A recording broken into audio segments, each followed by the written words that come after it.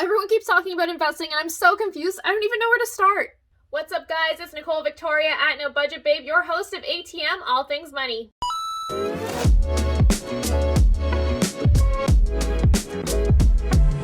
We're coming at you with a fresh take this week. Let's talk investing. But Nicole, isn't investing only for the rich? No, young grasshopper, investing is how you get rich. But Nicole, don't you need a lot of money to start? Do you think I'd be on here with that bullshit?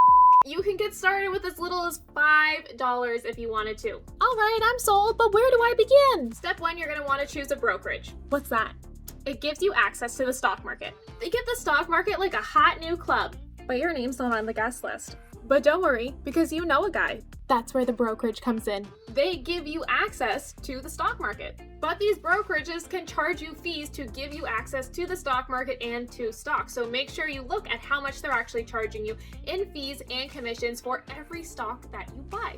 In Canada, I personally use Wealthsimple. Next, you want to choose your account. You can open up a regular brokerage account or you can open up a tax-sheltered account. Because remember, if there are things that are certain in life, that's death and taxes. And taxes are probably your biggest expense. So we want to cut down on the amount of tax that we have to pay when and where possible. What kind of account could you open up?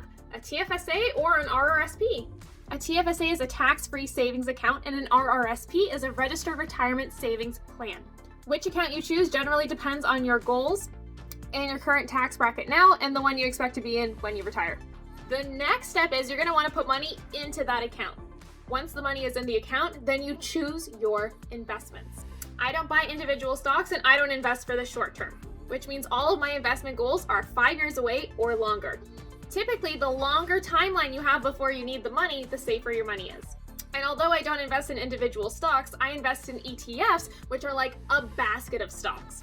Why buy one company when I can buy a basket of the 500 biggest and best? And that's it.